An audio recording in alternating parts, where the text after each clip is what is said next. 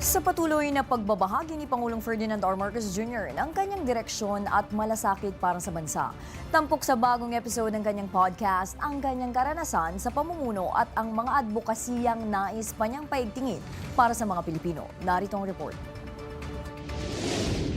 Sa ika-6 na episode ng podcast ni Pangulong Ferdinand R. Marcos Jr., ibinahagi niya ang kanyang mga personal na karanasan at pananaw sa pamumuno, mula sa mental health at stress management hanggang sa mahalagang aral na kanyang natutunan mula sa kanyang mga magulang. Tinalakay din ng Pangulo ang mga sakripisyong kaakibat ng pagiging presidente, ang kanyang buhay pamilya at ang patuloy niyang hangarin na makagawa ng mabuti para sa bansa. I'm here to serve. I'm not here for myself. I'm not here for, but I really think that there are many things that I could do.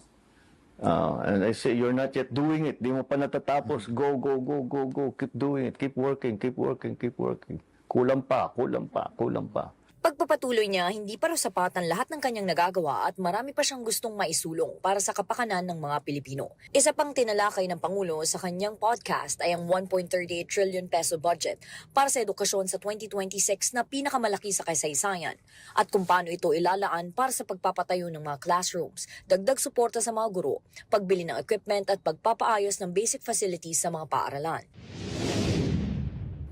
Para kang nagpapatayo ng bahay. Yung pundasyon natin napakahina. Na-neglect natin yung education ng napakatagal. Yes. Binuhay mo, we have 160,000 shortage of classrooms.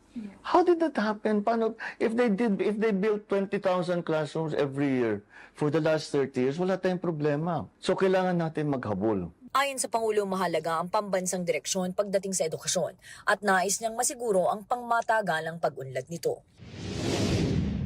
The education is one of those things that I hope we can get started in such a way na kahit wala na ako dito, kahit na wala na kami dito, not my administration is no longer here, that this will continue, that this will masanay ang tao so that it becomes a right.